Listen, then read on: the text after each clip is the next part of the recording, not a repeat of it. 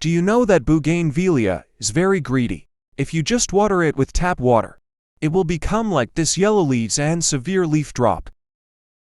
The branches are too long and do not bloom. Bougainvillea is a fertilizer-loving plant. Just apply enough fertilizer and the flowers will bloom beautifully. You can use rapid flowering pollen.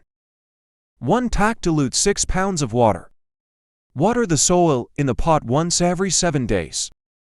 After several times, Bougainvillea buds grow very quickly. Flowers are abundant and beautiful. Bougainvillea has developed this weird look. Leaves fall off and germination is slow. The branches are too long and do not bloom.